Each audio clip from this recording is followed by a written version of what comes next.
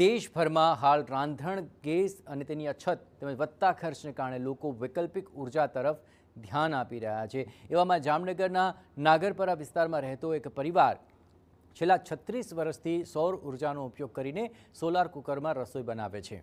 પરિવારનું કહેવું છે કે સવારે 8 વાગે તેઓ રસોઈની સામગ્રીઓ કુકરમાં ગોઠવી દે છે અને આશરે 1 વાગ્યા સુધીમાં તો તમામ રસોઈ તૈયાર થઈ જાય છે। સાંજ માટે પણ ખીચડી કે એવું કંઈ બનાવવું હોય તો બપોરે મૂકી દે છે, જે સાંજ સુધીમાં તૈયાર થઈ જાય। આ ઉપરાંત નાસ્તા સહિતની વસ્તુઓ પણ તેમાં તૈયાર થઈ જતી હોય છે।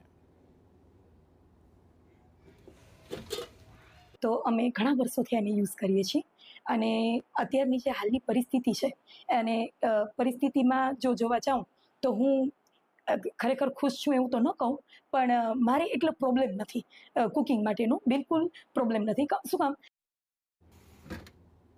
સોલાર કુકરના ઉપયોગથી દર વર્ષે અંદાજે 2 ગેસ સિલિન્ડરની બચત થઈ જાય છે અને કુદરતી ઉર્જાનો ઉપયોગ પણ વધે છે, જે લાંબા ગાળે આર્થિક તેમજ પર્યાવરણ માટે પણ લાભદાયી સાબિત થાય છે।